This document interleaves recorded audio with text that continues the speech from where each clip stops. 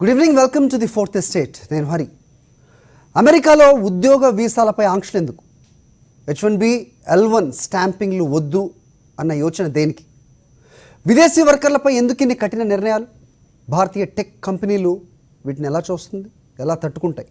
Trump ఆలోచన వెనక అసలు కారణం ఏంటి? డాలర్ డ్రీమ్స్ డమాల్ అనే దానిపైన ఇవాళ మన చర్చ. ఫోర్త్ ఎస్టేట్లో మనతో పాల్గొనడానికి ఉన్నారు బర్నీ అరోల్, HYSCA president in Zoom. Is that what how you spell sir? Balaji గారు. యా, సో బర్నీ గారు మరి కాసేపట్లో జాయిన్ అవుతారు. And Surya Ganesh Valmiki, chairman and managing director for fostering excellence Valmiki group. And Prashanthi Reddy గారు అటార్నీ, అమెరికా నుంచి మనకి అందుబాటులో ఉన్నారు. రాహుల్ రెడ్డి గారు అటార్నీ, అమెరికా నుంచి మనకి అందుబాటులోకి ఉన్నారు. యా, సో బాలాజీ గారు, so how do we have to see this? Because ఒక 8 ఏళ్ల క్రితం ఒబామా ప్రెసిడెంట్ ఫస్ట్ నిల్చున్నప్పుడు కూడా ఇదే రకమైన ఒక సిచ్యువేషన్ మనం చూసాం. సో భారతీయులకి ముఖ్యంగా H1B అనేది గడ్డు కాలం రాబోతోంది. అమెరికాలో ఉన్న వాళ్ళకే మొదటి ఆపర్చునిటీ, ఆ తర్వాతే మిగతా వాళ్ళు అనేది ఒక ఎలక్షన్ స్టంట్గా కూడా చూసిన నేపథ్యం మనం చూసాం. But at this moment Trump వచ్చినప్పటి నుంచి కూడా సిచ్యువేషన్ మనకు తెలుసు. ఆయన అనౌన్స్ చేస్తే ఏ రకమైన సెన్సేషన్ ఉంటుంది అని చెప్పి, particularly this particular what is going to be signing this executive order. How do you see this? డెఫినెట్గా కొంతవరకు ఎలక్షన్ స్టంట్గానే చూడొచ్చండి ఇది. తర్వాత ఇంపాక్ట్ విషయానికి వస్తే అది వాళ్ళ కంట్రీ విషయం కాబట్టి మనం దాన్ని కంట్రోల్ చేస్తే మనకు లిమిటెడ్ కంట్రోల్ ఉంటుంది దాని మీద. ఇంపాక్ట్ విషయానికి వస్తే ఇది టెంపరీ అనుకుంటున్నాను నేను, నా ఉద్దేశం ప్రకారం. సో డిసెంబర్ అంటున్నారు, డిసెంబర్ వరకు అంటున్నారు. సో డిసెంబర్ వరకు ఒకవేళ ఈ ఆర్డర్ సైన్ చేయకపోయినా బికాస్ ఆఫ్ ట్రావెల్ రెస్ట్రిక్షన్స్ కానీ ఏదైనా కానీ చాలా తక్కువ పొటెన్షియల్ ఉంటుంది. ఎవరికైనా H1 అప్రూవ్ అయిన వాళ్ళకైనా కానీ చాలా తక్కువ పొటెన్షియల్ ట్రావెల్ చేయడానికి ఉంటుంది. ఓకే, సో కాబట్టి దీని ఇంపాక్ట్ చాలా తక్కువ ఉంటుందని అనుకుంటున్నాను నేను, రైట్, ఓవరాల్గా. సో అబౌట్ 65,000 రెగ్యులర్ H1s అండి. దాంట్లో మన వాళ్ళు 3/4 ఇండియన్స్ వెళ్తారు. సరే 20,000 వీసాస్లో కూడా మన వాళ్ళు ఆల్మోస్ట్ మోర్ దెన్ హాఫ్ ఉంటాయి అక్కడ OPT వాళ్ళకి, ఆప్షనల్ ప్రొఫిషియన్సీ ట్రైనింగ్ది. సో OPTది నాకు తెలిసి కొంచెం లిబరల్గా వెళ్ళే అవకాశాలు ఉన్నాయి. ఆ 20,000 కోటాని 65,000 కోటా డిసెంబర్ దాకా అంటున్నారు.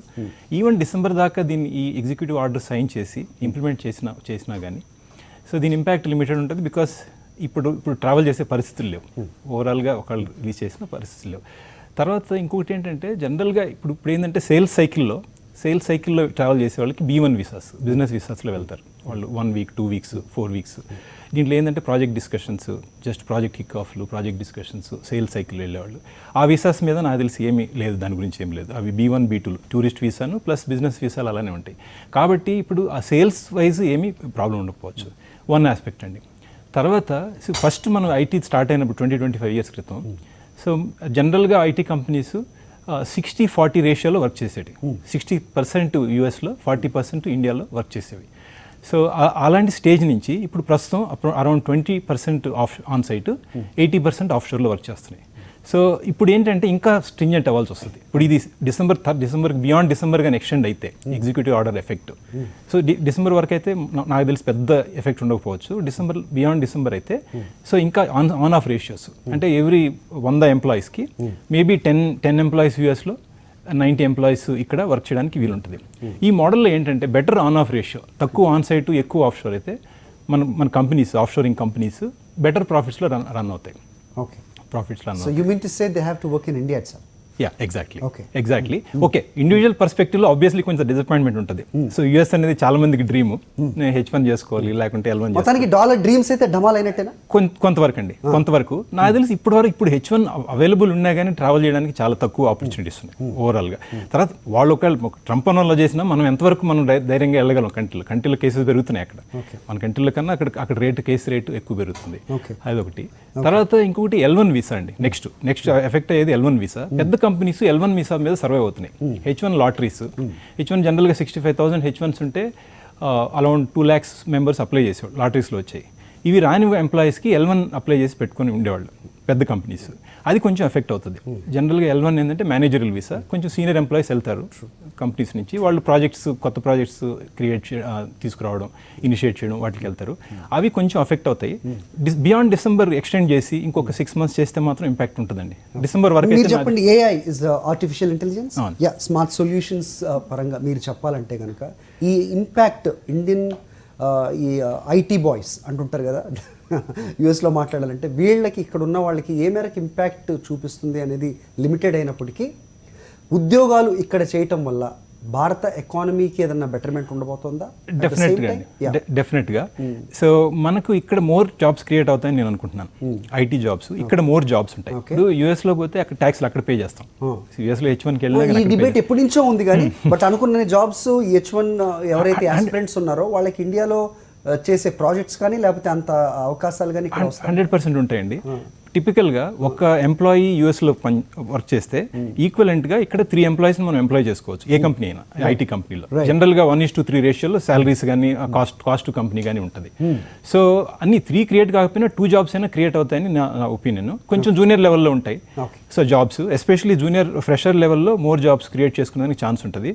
సో ఇదంతా ప్రతిసారి ఈ ఛాలెంజ్ వచ్చినప్పుడల్లా మన ఐటీ ఆర్గనైజేషన్స్ ఛాలెంజ్ని ఓవర్కమ్ అయ్యి మోర్ జాబ్స్ క్రియేట్ చేసుకోగలిగాయండి. ఒక టైంలో ఆటోమేషన్ అన్నారు, ఆటోమేషన్తో జాబులు పోతాయి అన్నారు. సో అప్పుడు కూడా మనం దాన్ని ఆపర్చునిటీగా తీసుకొని ఆ ఏరియాస్లో మనం మన skill or a machine learning వాటిల్లో మన స్కిల్ని ఇంప్రూవ్ చేసుకొని మోర్ జాబ్స్ క్రియేట్ చేసుకోగలం. కానీ అందుకని ఏరియా ఆఫ్ ఎక్స్పర్టీస్ చేంజ్ చేయటం వేరు, హోల్ సినారియో సిచ్యువేషన్ యూఎస్ మారటం వేరు. కాబట్టి 2 డిఫరెంట్ థింగ్స్ చూద్దాం. డెఫినెట్గా. సో వాల్మీకి గారు, గణేష్ వాల్మీకి గారు, can I call you like? So చెప్పండి సార్, ఇప్పుడున్న సిచ్యువేషన్ ఇది ఓన్లీ పొలిటికల్ జిమ్మికా అనుకోవడానికి ఉందా, లేదంటే నిజంగానే H1B మీద అమెరికాకి వెళ్ళాలి అనుకునే వాళ్ళ డ్రీమ్స్ కొంచెం అటు ఇటుగా అయ్యే ఛాన్సెస్ ఉన్నాయి? Yeah, definitely. ఇప్పుడు కరెంట్ స్టాటిస్టిక్స్ చూస్తే మన Indian students for example there are close to 2 lakh plus students currently enrolled and continuing their education in US. So main mana Indian students, obviously they always look for return on investments, and also they always look for good opportunities basically. Anduke even though compared to so many other countries, why mana Indian students they give first preference to United States because of the OPT opportunities, and most important aspect is H1B. So ఇప్పుడు ఈ present scenario, ఈ Covid impact, so unemployment rate అక్కడ increase కావడము, so parents కానీ students కానీ చాలా panicky స్టేజ్లో ఉన్నారండి.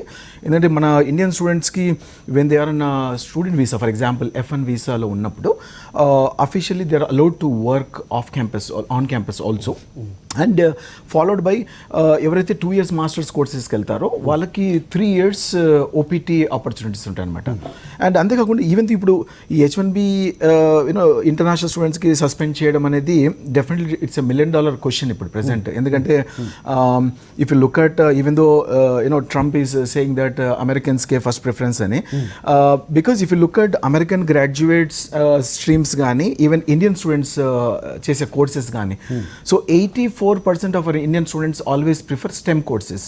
అంటే science, technology, engineering, mathematics. So obviously in terms of H1Bస్కి ఎప్పటికీ మన ఇండియన్స్కి ఎక్కువ ప్రిఫరెన్స్ ఉంటుంది actually. And only this is temporary set back, and definitely I feel they can't impose this restriction actually. Maybe I'm What sure. What makes you to say that? It's just definitely a political gimmick I feel actually, because without Indians there I have because last but entire world scenario has changed. ఈ corona వల్ల నిజంగానే అంటే ఇదివరకు అనుకునేవాళ్ళం ఇది ఒక political gimmick aspect లోనే చూసినట్టయితే కనుక ఖచ్చితంగా వాళ్ళకు ఒక ఉద్యోగ భద్రత కల్పించడానికి అనేది మాట్లాడుతున్నారు అనేది ఓకే, రైట్. బట్ ఇప్పుడున్న సిచ్యువేషన్ లో నిజంగానే ఇప్పుడున్న కరోనా మొత్తం మార్చేసిన సిచ్యువేషన్ మనం చూస్తున్నాం. ఎందుకు అది నిజం కాకూడదు? ఎందుకు వాళ్ళు అమెరికన్స్ నే వాళ్ళు హైర్ చేసుకోకూడదు? మన వాళ్ళు వేరే ఆల్టర్నేట్ ఎందుకు చూడకూడదు? దానికి ఇది కరెక్ట్ సమయమా అంటే ఏం చెప్తారు? But as per law, Andy, especially students who are going to graduate in US, basically, and a master's gani, bachelor's gani, so officially they are allowed, especially to work and for 3 years OPT, and they are entitled to go for H1B. Yes, ikkad nunchi direct ga H1B apply chese vallu definitely ga lot of companies are going to face problems, especially. Kani with regard to students currently who have enrolled in US, but మారుతున్న strategies, మారుతున్న stand US president. Last time మనం ఇదే అంశం మాట్లాడితే కనుక ఇక్కడికి వచ్చి చదువుకొని ఒక నా పొటెన్షియాలిటీ ఉండి లేకపోతే నిజంగా జాబ్ లో ఒక ఎక్స్పర్టీస్ ఉన్న వాళ్ళని ఖచ్చితంగా మాకు కావాలి, బయట నుంచి వచ్చే H1 మాత్రం రెస్ట్రిక్ట్ చేస్తా ఉన్నాం. అవునండి, అవును. ఇప్పుడు ఎలక్షన్స్ దగ్గర పడుతున్నాయన్న ఒకే ఒక్క మోటివ్ తోటి ఈ స్టాండ్ And తీసుకున్నారు. overall, we'll have to say, given the entire economy, the US economy, the current scenario, మనము మే మంత్ కూడా చూస్తే కూడా there were almost 4 crores jobs lost actually. It was almost 4 million jobs lost actually. It was a huge disaster actually. So we have to take there are a lot of parameters into consideration actually. 40 లక్షల jobs కోల్పోయిన America ఇప్పుడు కొత్త వేరే దేశాల నుంచి, ముఖ్యంగా H1 గురించి మాట్లాడాలంటే భారతదేశం గురించి మాట్లాడతాం కాబట్టి ఇక్కడి నుంచి ఎంతమందిని తీసుకోగలుగుతుంది, H1B ఆస్పిరెంట్స్ ఎంతమంది అమెరికా వెళ్ళగలుగుతారు ఇతర దేశాల నుంచి, మన ఇండియా నుంచి చూసుకుంటే అనేది ఒక క్వశ్చన్ మార్క్గా కనపడుతున్న నేపథ్యంలో డిసెంబర్ తర్వాత కూడా ఇదే పరిస్థితి ఉంటుందా, ఉంటే ఎలా ఉండబోతోంది దీని గురించి మాట్లాడదాం. అమెరికా నుంచి మనకి అటార్నీస్, అక్కడ అడ్వకేట్, ఈ లాయర్స్ వాళ్ళు కూడా మనకి అందుబాటులో ఉన్నారు. అక్కడ ఏ విధమైన లీగల్ సిస్టమ్ ఉంటుంది, ఎలాంటి వెసులుబాటు ఉంటుంది అనేది కూడా మాట్లాడదాం. Let's go for a short break in fourth estate. We will be right back to the fourth estate. అమెరికాలో ఉద్యోగాల వీసాలపై ఆంక్షల గురించి మనం మాట్లాడుతున్నాం. H1B స్టాంపింగ్స్ వద్దు అన్న యోచన ఎందుకు చేసినట్లు, విదేశీ వర్కర్లపై ఎందుకు ఇన్ని కఠిన నిర్ణయాలు, భారతీయ టెక్ కంపెనీస్ దీన్ని ఎలా తీసుకుంటున్నాయి అనేది కూడా మాట్లాడుతూ ఉన్నాం. మనతో ఉన్నారు బర్నీ అరోల్, హైసీ ప్రెసిడెంట్, జూమ్ లైన్లో మనకు అందుబాటులోకి వచ్చారు. బర్నీ గారు నమస్తే అండి. నమస్తే అండి. Sir, how do you see the situation, Andy?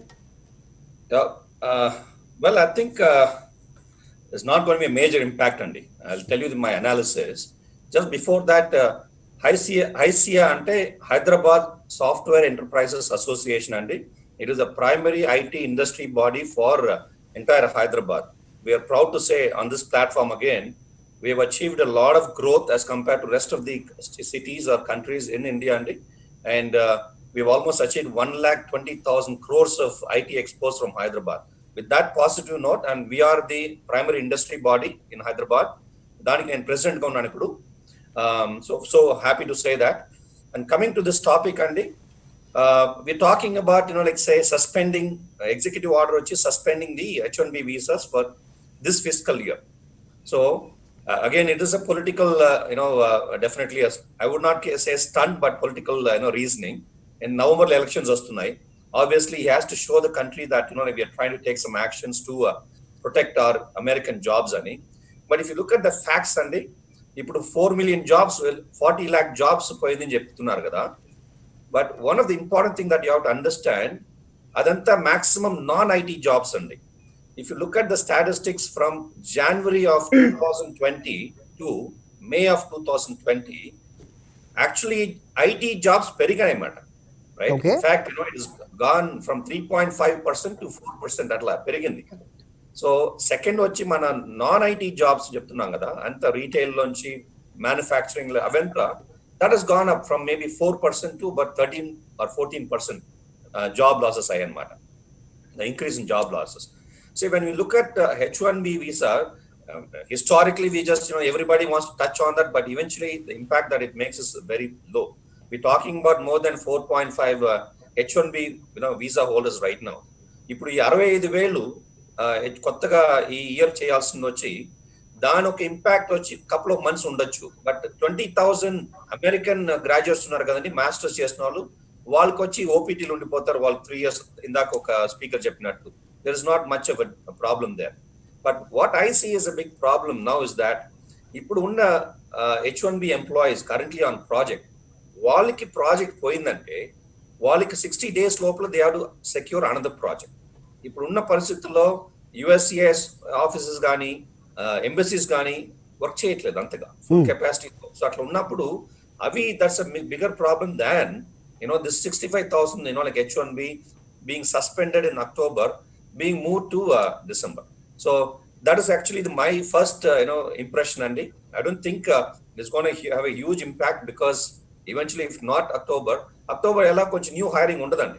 We are just moving to the third quarter, now fourth quarter actually, October లో ఉన్నప్పుడు typically the hiring lot happens during end of first quarter US term లో financial year అక్కడ వచ్చి Jan to December కదండి, Jan to March, April to June అట్లా వస్తుంది. ఇప్పుడు చూస్తుంటే సెకండ్ క్వార్టర్ లో బాగా హైరింగ్ ఎక్కువ అవుతుంది, థర్డ్ క్వార్టర్ లో హైరింగ్ ఎక్కువ అవుతుంది. అక్టోబర్ లో H1B చేసినా కూడా generally people go maybe end of the year or maybe early next year when the project starts kicking in. Situation. So at this point, Bharani garu, at this point there is nothing to worry. Ante ఇంతకు ముందు కొందరు speakers చెప్పినట్టుగా ఇప్పుడున్న పరిస్థితుల్లో travel ఒకవేళ allowed ఉన్నా కానీ ఎంతమంది వెళ్ళడానికి సిద్ధం అవుతారు, సో దాంట్లో ఇది పెద్ద ఇంపాక్ట్ చూపించదు అనేది ఒకటైతే, బయట దేశాల నుంచి ఎక్స్పర్ట్స్ రావాలి లేకపోతే అమెరికన్ ఎకానమీకి ఇది దెబ్బ అనే ఎక్స్పర్ట్స్ లేకపోతే టెక్కీ కంపెనీస్ కూడా లేకపోలేదు based in US. Very important point మీరు అడిగారు. ఇప్పుడు 7 of the 10 major companies who are taking H1B visas are American tech companies అండి. వీటిలో ఇప్పుడు ఉన్న recession, we already into recession, business slow down బాగా అయిపోయాయి. అట్లా ఉన్న పరిస్థితుల్లో the only companies who are going to be investing in tech people are the technology companies. You name anything, Facebook lonchi, Google lonchi, Microsoft lonchi, any different major companies are going to be the ones who are going to be having a lot of projects, because now if you look at the spending is all going to be in technology sector. Atla unnappudu వాళ్ళకి they are very much dependent on the skilled workers. Right. Skilled workers leina పరిస్థితుల్లో they are going to be the ones who are suffering. They already have just like say ఒక lobbying వాళ్ళు చేస్తూ ఒక group form చేస్తారండి. దాని ద్వారా వచ్చి government కూడా they just try to push them, please defer any kind of such like drastic actions on employment authorisations వచ్చి నవంబర్ కి పుష్ చేయని చెప్పి, I think the attorneys are there, they will be able to speak more on that. But eventually tech lobbying లోంచి and even some of the government sectors are also pushing for the H1B visas to kind of not to be very much impacted. Yeah, why do we see this situation quite often అంటే president ఇది announce చేయడం, తర్వాత senate అవ్వచ్చు లేకపోతే మీరు చెప్పినట్టుగా techie lobbies అవ్వచ్చు, వాళ్ళందరూ మళ్ళీ దీన్ని వెనక్కి లాగడం, ఇదంతా అమెరికన్ పొలిటికల్ సిస్టంలో ఒక భాగం అనుకోవచ్చా? మీ దగ్గర తీసుకునే ముందు comment I'll go speak with Prashanthi Reddy గారు. సో చెప్పండి, సో ఎంతవరకు ఇది వరీడ్ పాయింట్ అని చెప్పొచ్చు? ఇక్కడ నుంచి H1Bలు అప్లై చేసుకునే వాళ్ళు ఒక ఎత్తు అయితే, అక్కడ మాస్టర్స్ కంప్లీట్ చేసి జాబులోకి వెళ్ళాలనుకునేవాళ్ళు, ఈ రెండు కూడా ఒక క్లిష్టమైన రెండు డిఫరెంట్ లైన్స్గా చెప్పొచ్చు. సో ఎవరు ఎక్కువ వరీ అవ్వాల్సిన అవసరం ఉంది, అలాంటిదేమీ లేదనుకోవచ్చా స్పీకర్ చెప్తున్నట్టుగా? How do you see this as an attorney? Yes, so మీరు అన్నట్టు, as we've been saying throughout, it's a politically motivated thing. ఎందుకంటే ఇప్పుడు ఎలక్షన్స్ వస్తున్నాయి, and the people around in the White House right now are anti-immigrant, and unfortunately their base doesn't understand the importance of immigration, or maybe they just want to ignore the importance of it, and project this false story. But actually, as we all know, immigrants make the local people prosper. Adantarki telshinde, there have been so many reports on it, so many studies on it, as to how immigrants improve the economy of the US. ఇప్పుడు మీరు general గా చెప్తున్నాను, if you just look at any CEOs of all the big companies, most of them are first generation Indians. అంటే people who have studied, come on H1s. You look at Elon Musk. He sent people to space recently. He came on a H1. So అట్లాంటప్పుడు it's laughable to say that immigration impedes or takes away jobs from local people. ఇప్పుడు ఇంకోటి ఏంటంటే, IT sector అనేది మీరు అన్నట్టు, the IT sector jobs have actually the unemployment has decreased, because I was reading a report. It said that unemployment in March was 3% in the IT sector. Yeah, it was 3% in January. It has come down to 2.5. Correct. Yeah. Exactly. So you have to look at specifically the IT sector, but because 80% of the H1s are being taken by the IT sector. It's not the blue collar jobs, or it's not retail, it's not these other jobs. It's either healthcare or it's the IT sector. And as an attorney, you're trying to give a hope to the people that who are really worried, or the actual situation ki ఇప్పుడు బయట జరుగుతున్న దానికి ఏమైనా తేడా ఉంటుందా అనుకోవచ్చా? So I'm an optimist, but నా opinion లో if Trump loses the elections, it'll be very good for immigration, whatever your political views may be. What is good for country? What is good for India? What is good for Indian workers? So that is hard to say, because I'm always thinking what is good for the US. But what is good for India anedi, I mean, as another gentleman pointed out, more jobs will be created in India. So it's a loss for American economy actually. Okay, rather let me put this way. Will go to American India. dreamers. So actually, it might be good. No, let me put this way. American dreamers ki ఏది మంచిది అంటారు? Who should win? American dreamers, obviously the restriction will be there because they will not be able to come to America. Okay. If Is it not a immigration routine? becomes more Is it not a routine exercise where that every 5 years or 4 years ko ఈ elections వచ్చినప్పుడు ప్రతి ఒక్క president దీన్ని announce చేయడం ఆ తర్వాత Correct. they It's all they just fall politically, align, yes. you know, in the things like Yes. they have In to my go last hand in 20 hand with years- India. Is it not Correct. something? In my last 20 years of practice, we've seen, and Rahul also will tell you that, we've seen, the gates open and shut. So it happens all the time. And the only question is, what is the need? As long as there is need, there will be H1s, there will be immigration, and the need just becomes more and more. In the country, technology, we are more and more dependent on technology. We're not less dependent on technology. More and more things are becoming automated.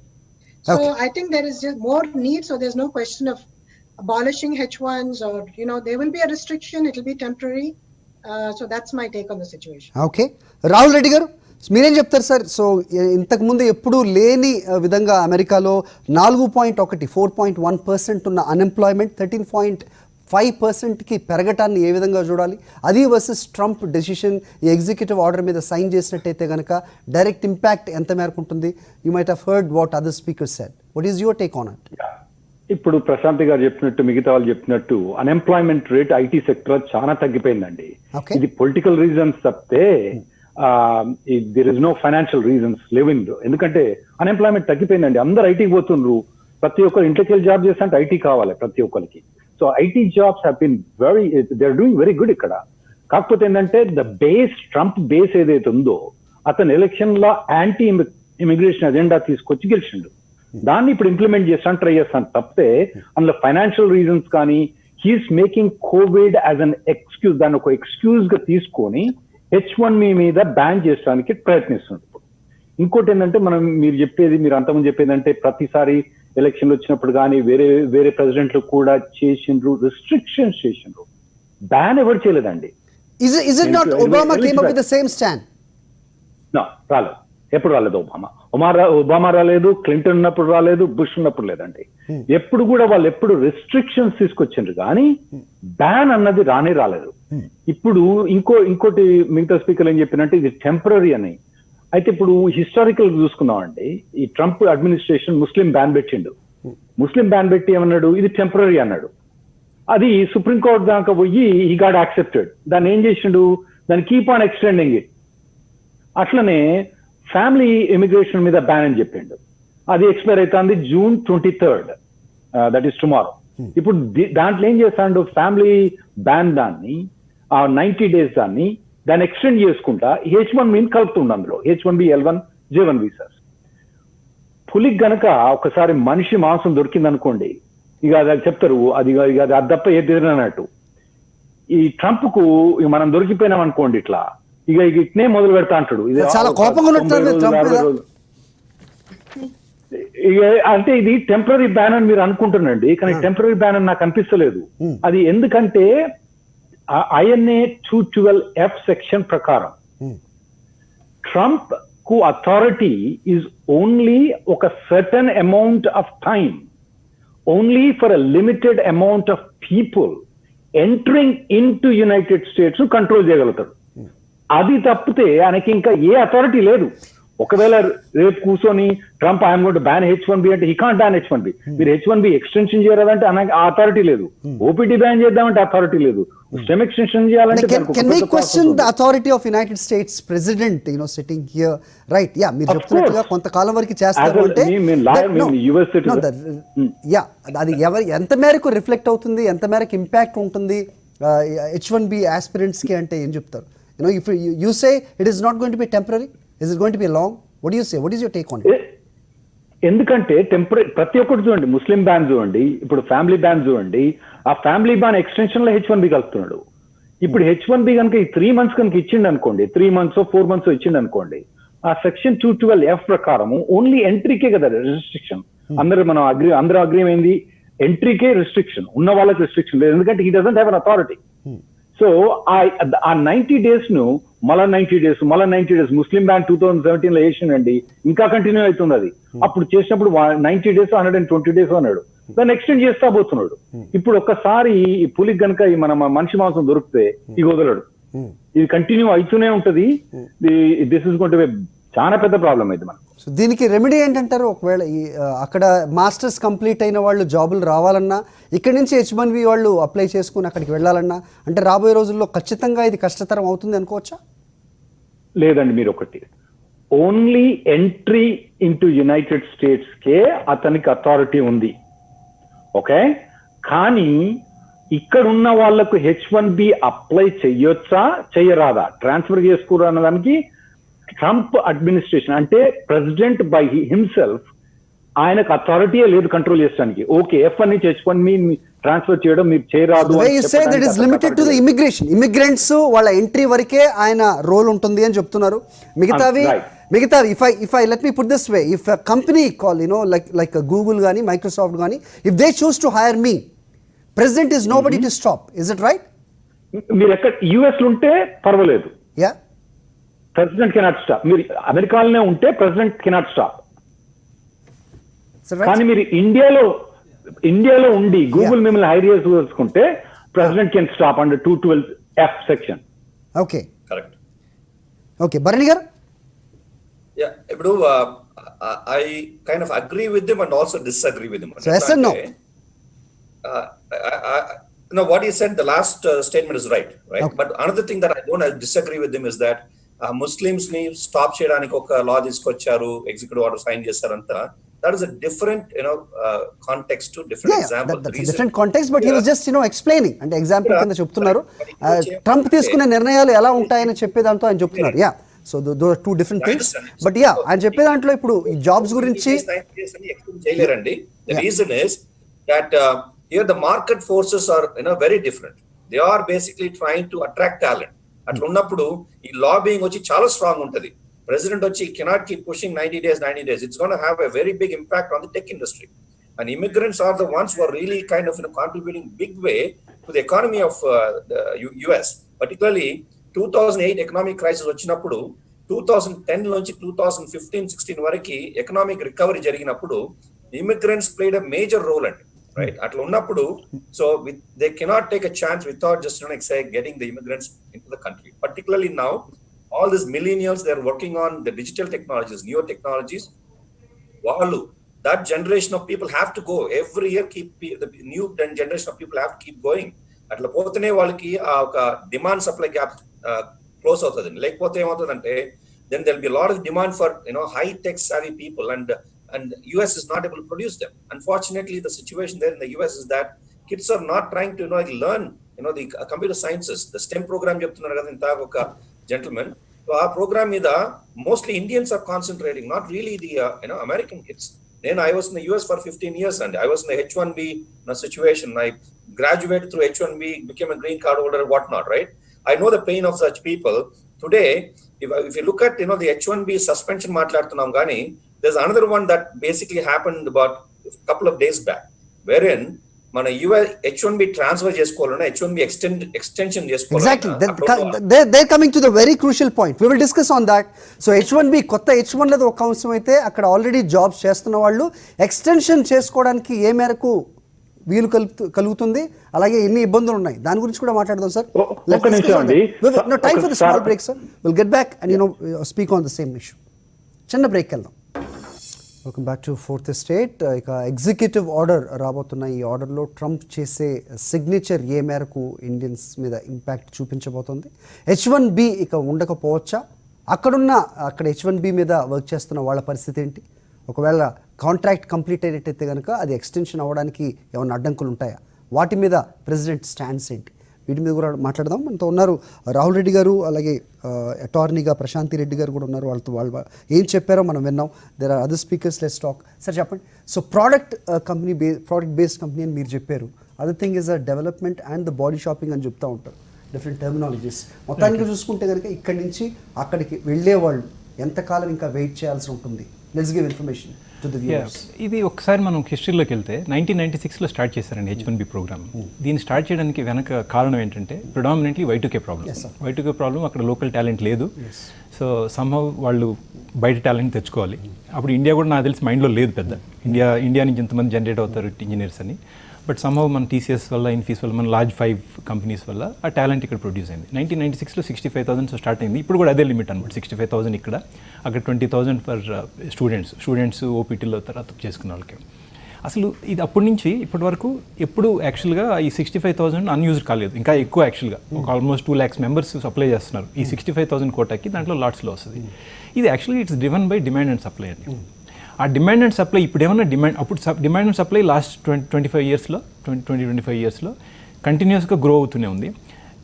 మనం అనుకునేది ఇప్పుడు Trump మైండ్లో ఏముందంటే ఈ demand తగ్గిందని, అది తగ్గలేదని మనకు employment data చెప్తుంది. ఈ డిమాండ్ ఉన్నంత వరకు so this is going to be a temporary phenomenon. ఈ ఎగ్జిక్యూటివ్ ఆర్డర్ అయినా ఏదైనా కానీ టెంపరీ ఫినామినన్ అండి. అక్కడ టాలెంట్ లేనప్పుడు బయట నుంచి తెచ్చుకోవాలి నేను, అది ఎక్కడి నుంచి తెచ్చుకుంటున్నాం అనేది డెఫినెట్లీ ఎక్కడ అవైలబుల్ ఉందో అక్కడ మనకు టాలెంట్ ఉంది. So we have good talent, మనకు లెర్నబిలిటీ ఉంది. మీరు చెప్పిన దానికి ఇక్కడ కాంట్రాస్ట్గా American citizenship and immigration services stats ప్రకారం 2016 బిట్వీన్ 16 and 19 H1B వీసాల్లో భారత కంపెనీల వాటా దేర్ షేర్ ఫ్రమ్ 51% నుంచి 24%కి పడిపోయింది అనేది చెప్తాను. What do you say that? ఓవరాల్గా బికాజ్ మిగతా కంట్రీస్ కూడా కొంచెం స్కేల్ అప్ అవుతున్నాయండి. ఓకే. సో బట్ మన H1B H1B హోల్డర్స్ అక్కడ వర్క్ చేసే నెంబర్స్ తీసుకుంటే ఇప్పుడు 3 and 4 అంటే 75% మన ఇండియన్ ఆరిజిన్లో ఉన్నారు.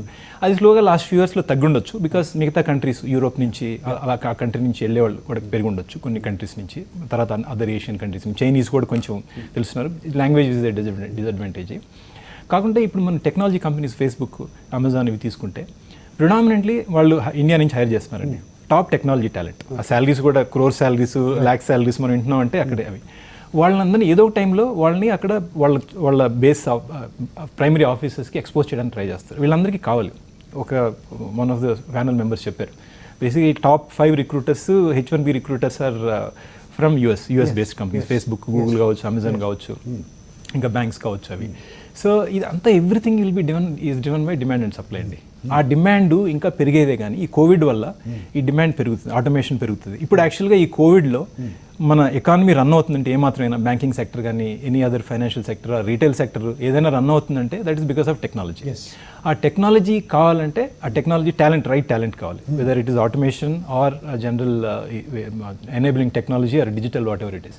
అది కావాలంటే టాలెంట్ ఎక్కడ ఉంది, టాలెంట్ ఎక్కడ ఉంటే అక్కడికి వెళ్తాం. ఇప్పుడు ఐటీస్ కిందకి రిక్రూట్ చేస్తున్నారండి, ఐటీస్ కిందకంటే అక్కడ టాలెంట్ ఉందని. అలానే ఇండియాకి యూఎస్ కంపెనీస్ కానీ, యూరోపియన్ కంపెనీస్ కానీ, కెనడియన్స్ కానీ వాళ్ళు ఇండియాకి ఎందుకు వస్తున్నారంటే that's because of our talent. Since you said the demand and supply, the speakers have been saying that. Right. So అంటే ఇక్కడ స్కిల్ సెట్ మార్చుకునే ప్రయత్నం కూడా చేయాల్సి ఉంటుందా భారతీయులు? And where that situation will be like there is no choice but India అనే situation వస్తుందా, ఉందా ఆల్రెడీ? అబ్సల్యూట్లీ అండి. మనం ఇప్పుడు రీసెంట్గా చూసిన టెక్నాలజీస్ డిజిటల్, లాస్ట్ 5-10 ఇయర్స్లో డిజిటల్, లాస్ట్ 3-4 ఇయర్స్లో ఆర్టిఫిషియల్ ఇంటెలిజెన్స్. ఈ towards this major institutes have moved in. మన టెక్నాలజీ రీట్రైన్ చేసుకునేదానికి major institutes or companies are gearing up అనమాట. సో అది ఉంది. మనకు లెర్నబిలిటీ అండి, వీఆర్ ఫాస్ట్ లెర్నర్స్. మనకంటే ఫస్ట్ నుంచి చిన్నప్పటి నుంచి ఎల్కేజీ, యూకేజీ, నర్సరీ క్లాస్ నుంచి మనకు నేర్చుకోవడం అనేది మన ఎడ్యుకేషన్ సిస్టమ్ నేర్పిస్తుంది. కొత్త విషయాలు నేర్చుకోవడం నేర్పిస్తుంది. మన సిలబస్ కూడా తీసుకుంటే చాలా సబ్జెక్ట్స్ నేర్చుకుంటాం మనం. సోషల్ స్టడీస్ అంటాం, సోషల్ స్టడీస్లో కూడా హిస్టరీ అంటాం, సివిక్స్ అంటాం, ఎకనామిక్స్ అంటాం. Finally will be doing as computer programming. So అందుకని లెర్నబిలిటీ మనకి ఎక్కువ. అది మిగతా అంటే యూఎస్లో ఏంటంటే ఒక ఫీల్డ్లోకి వెళ్ళారంటే ఒక ఫీల్డ్ అనమాట. వాళ్ళు జనరల్గా they will continue to be a కోబాల్ programmer for the rest of their life. Very rarely they will actually graduate to some other field. So అది మనకు డెఫినెట్గా అడ్వాంటేజ్ అవుతుంది. ఎప్పుడైనా మనకి ఇప్పటివరకు అడ్వాంటేజ్ అయింది, ఇంకా కూడా ఫ్యూచర్లో కూడా అడ్వాంటేజ్, ఇంకా బెటర్ అడ్వాంటేజ్ అయ్యేదానికి ఛాన్స్ వస్తుంది. Right, you stood on the same point. It is going to be very temporary. Absolutely. Valmiki గారు మీరేం చెప్తారు? ఇండియన్ టెక్ కంపెనీస్ దీన్ని ఏ విధంగా చూస్తుంది? వాళ్ళకు వచ్చే లాస్ ఏంటి దీంట్లో? రైట్, అంటే to add mister Balaji's comments actually, so is absolute right. ఎందుకంటే if you look at local students, American students, we always go for non engineering programmes basically. అంటే చాలా ఈ హిస్టరీ కానీ, అమెరికన్ కల్చర్ కానీ, డిఫరెంట్ స్పెషలైజేషన్స్. అండ్ మన Indian students ఎలా అంటే they always show that inquisitiveness to learn new specialisations, because it started with just computer science. Now today they're able to explore. 4-5 years back big డేటాకి చాలా demand ఉండేది.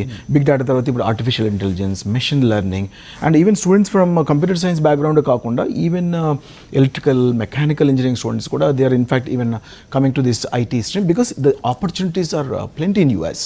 అంతేకాకుండా మన Indian స్టూడెంట్స్కి always the 20,000 quota అనేది అది always every year it gets filled actually.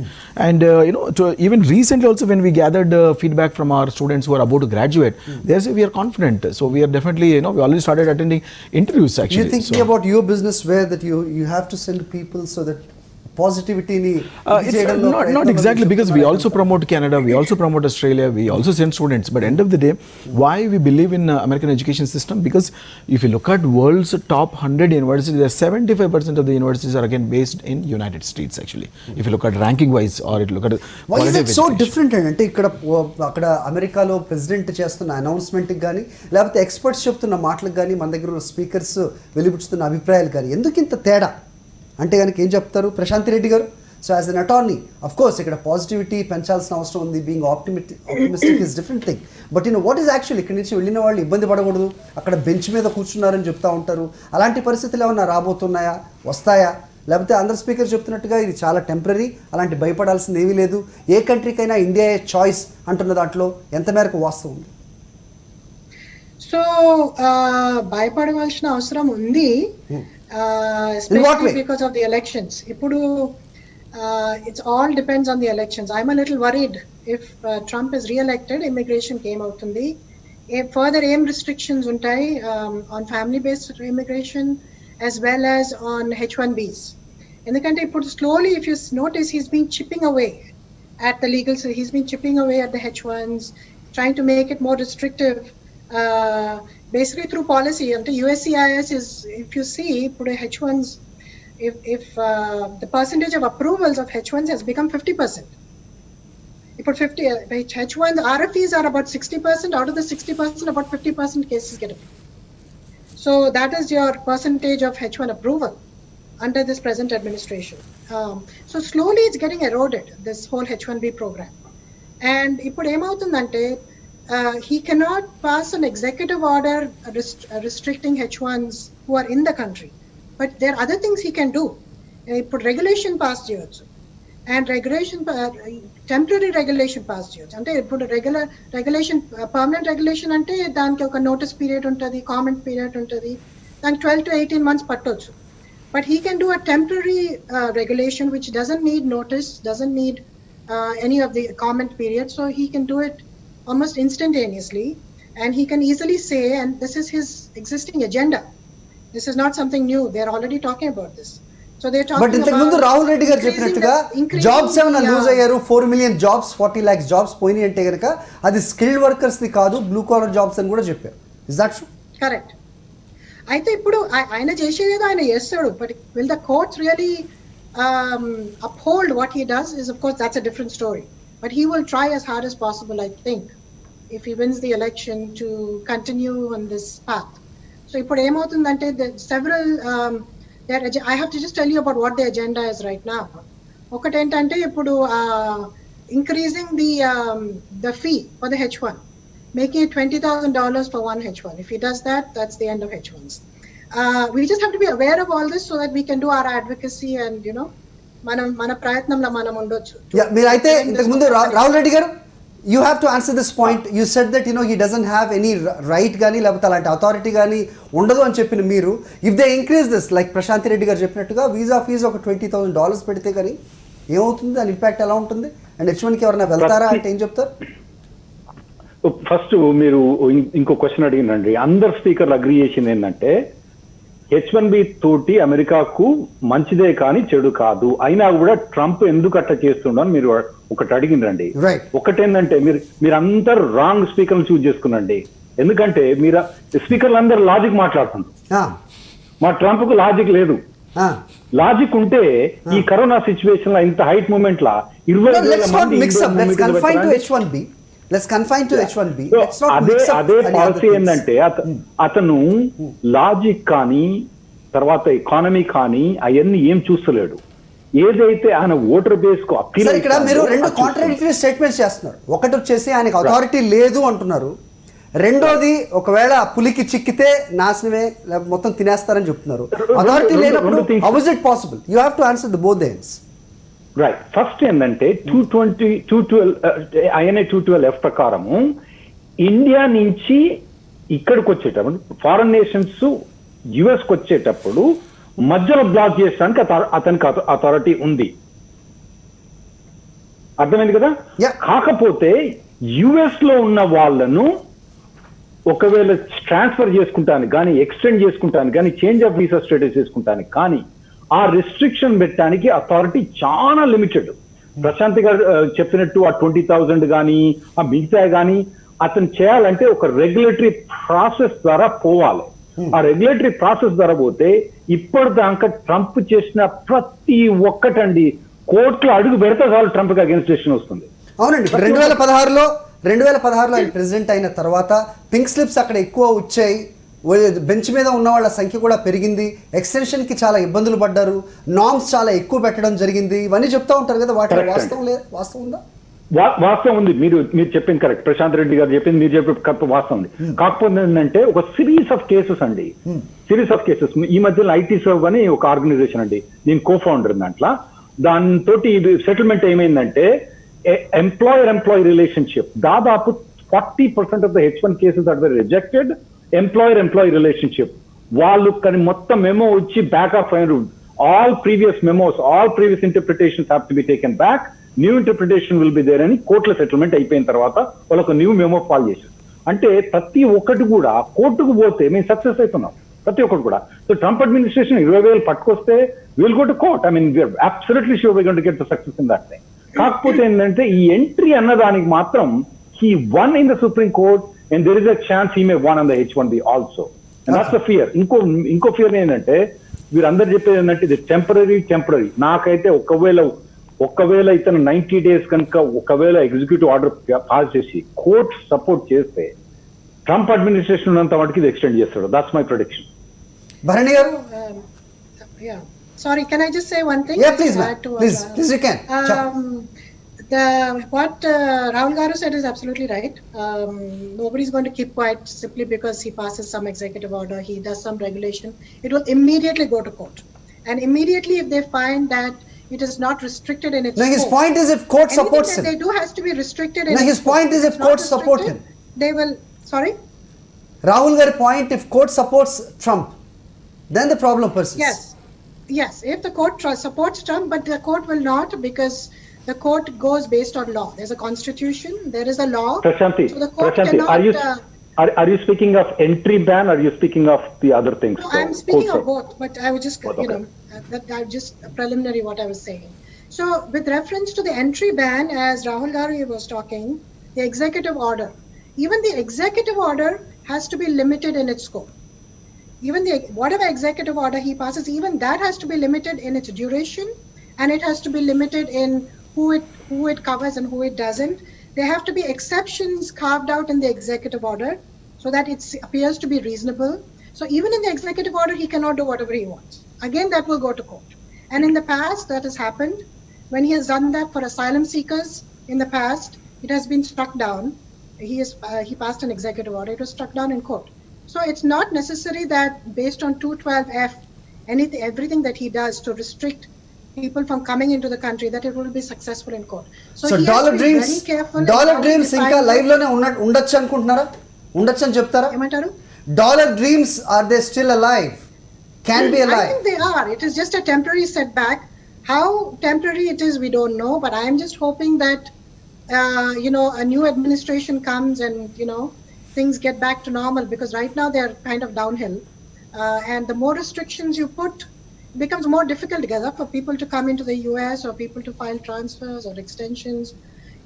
For administration talskunte vallu, they can make it difficult, but as Rahul Garu said, we are not going to keep quiet. We will go to court on every single issue. Okay. And we have won in the recent past, so there is hope even there that Trump is not the final say. Okay, Bharani garu, I totally agree with Prashanti Garandi. Okay. My friend Mr. Rahul Garu, he brought about very important points. But ఇప్పుడు ఆయన కూడా ఇంకో చెప్పారు, IT serve alliance అని ఒక industry body అండి. దాంట్లో రాహుల్ గారు కూడా founder. and that's basically industry body for all the staffing companies in the US. Primarily Indian Americans are part of it, and they went against USCIS, which is the most powerful, I would say, departments in the US government. వాళ్ళతో కేసేసి they came for settlement, out of court settlement చేసుకున్న తర్వాత ఇప్పుడే recent గా తను చెప్పినట్టు employee relationship అన్ని relax చేస్తారండి. And I'm telling you lot of rejections. ఇప్పుడు మన ప్రశాంత్ మేడం చెప్పినట్టు ఆల్మోస్ట్ 60% రిజెక్షన్స్ వచ్చాయండి H1B ఎక్స్టెన్షన్స్ లో. వాటికి ఇప్పుడు ఈ ఒక్క రిలాక్సేషన్ చేసిన వల్ల it's going B a very smooth flow in terms of H1B transfers. ఆ రిజెక్షన్ రేట్ అనుకోండి, ఇప్పుడు ఇక్కడ వీళ్ళు, if you ask me what is very important, ఈ రిజెక్షన్ రేట్స్ తక్కువ అవ్వడం చాలా ఇంపార్టెంట్ మనకి. ఎందుకంటే అక్కడ ఉన్న వాళ్ళు ఫస్ట్ అఫెక్ట్ అవ్వకూడదు, ఇక్కడ నుంచి కొత్తగా పోయేవాళ్ళు the different game all together. But over are there should not be impacted. And this particular kind of arrangement they have done with USCIS, that's a very welcome move. And secondly, how American constitution is so democratic, and like say tana cheppinattu Prashant garu cheppinattu, things, people are not going to keep quiet. If any such like say things come up from Trump garu, immediately there will be some kind of a court case filed, because that way constitution is pretty strong. And in that case Supreme Court వచ్చి ఒక support చేశారు Trump కి చెప్పారు కదా ముస్లిం situation లో. I think there's a different dimension to it there. That cannot be right. To conclude Bharani garu, by and large చూసుకుంటే కనుక ఇలాంటి సిచ్యువేషన్ నుంచి మనం పర్మనెంట్ గా ఒక ఆల్టర్నేట్ వెతకాలి అంటే కనుక why not make in India అంటే దానికి ఏం సమాధానం చెప్తారు? How do you see that? Well, I think ఇందాక బాలాజీ గారు కూడా చెప్పారు, there's going to be a lot of opportunity for India in the outsourcing scenario. ఎందుకంటే ఇప్పుడు మెయిన్ వచ్చేది డిజిటల్ టెక్నాలజీస్. ఇప్పుడు చూస్తుంటే లాస్ట్ 10 years లో whatever was the technology, it is not there anymore. Things are changing rapidly. అట్లా ఉన్నప్పుడు ఈ skills development చాలా ఇంపార్టెంట్ అండి. ఆ skills development it is not happening in the US at the rate it is expected. Demand supply చెప్పారు కదండి బాలాజీ గారు, అట్లాగే the rate of skills demand that is going on, right, they will not be able to match. Obviously they have to depend on India. That's a good scenario then.